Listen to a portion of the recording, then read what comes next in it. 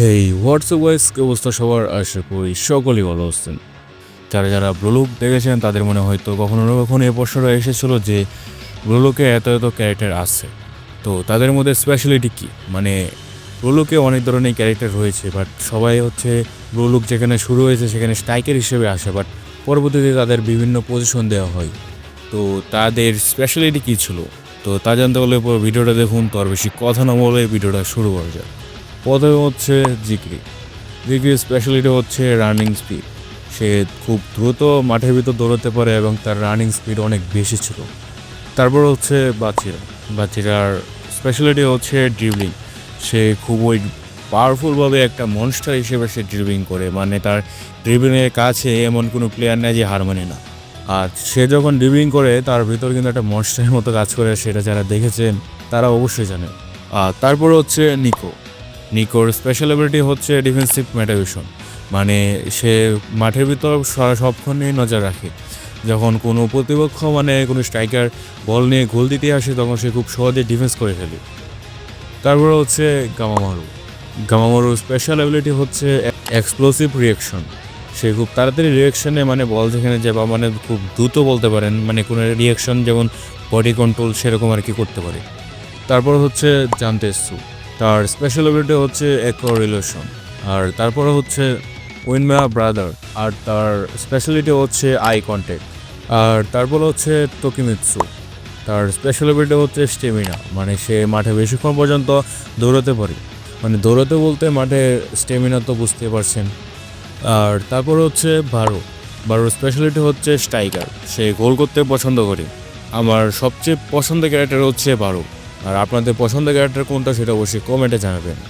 তারপর হচ্ছে রিওর স্পেশালিটি হচ্ছে কপিক্যাট, মানে সে অন্যজনের অ্যাবিলিটি বা স্পেশালিটি দেখে খুব সহজে সেটা কপি করতে পারে, যেমন কোনো ধরনের স্কিল বা কোনো ডিফেন্সিভ কিছু, মানে যে কোনো টু জেড, মানে মাঠের ভিতরে অন্যজনের স্পেশালিটি দেখে সে সহজেই সেটা কপি করতে পারে, তার জন্য তাকে কপিক্যাট বলা হয়।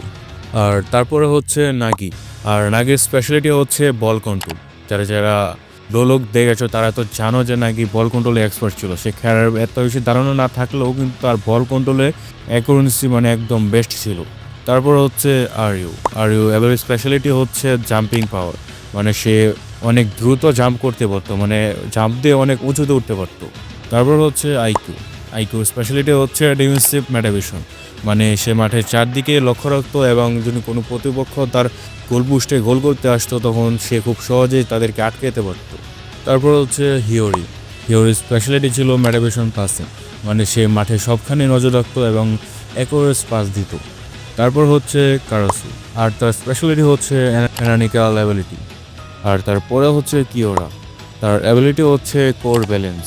তারপরে হচ্ছে ইগারাশি স্পেশালিটি হচ্ছে ডিবিং।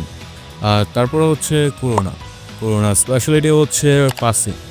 আর তারপর হচ্ছে আমাদের মেন ক্যারেক্টার ইসাকির অ্যাবিলিটি হচ্ছে মেটাভিশন, মানে সে মাঠে সবখানে নজর রাখতো। আর তারপর হচ্ছে ইকুমিয়ার অ্যাবিলিটি হচ্ছে ড্রিবলিং, মানে সে বাচ্চার মতো ড্রিবলিং করতে পারতো, বাট বাচ্চারা তো ভাই আনরান্তা লেভেল। তারপরে হচ্ছে তার স্পেশালিটি হচ্ছে ফ্লেক্সিবল অ্যানকেলস। তারপরে হচ্ছে লকি। তার স্পেশালিটি হচ্ছে গড স্পিড, মানে তার স্পিড হচ্ছে একদম নেক্সট লেভেল। আর তারপরে হচ্ছে রিনের স্পেশালিটি হচ্ছে পাপেট কন্ট্রোল, মানে সে মাঠে থাকা যে কোনো প্লেয়ারকে তার দলের প্লেয়ারকে কন্ট্রোল করতে পারত। তারপরে হচ্ছে সের স্পেশালিটি হচ্ছে মেটাভিশন, মানে সে মাঠে সবখানেই নজর রাখতো। আর তারপরে হচ্ছে কাইসেরের স্পেশালিটি হচ্ছে কাইসার ইম্প্যাক্ট। তারপরে হচ্ছে কুনিগামি স্পেশালিটি হচ্ছে স্পাইসি কিউ। তারপরে হচ্ছে শিডো স্পেশালিটি হচ্ছে ইনক্লুসিভ ফ্লো স্টেট। আর তারপরে হচ্ছে লরেঞ্জো। তার স্পেশালিটি হচ্ছে মেন মার্কিং, মানে সে মাঠে থাকা যে কোনো প্লেয়ারকে মার্কিং করতে পারতো, মানে বুঝতে পারতো সে কোথায় আছে।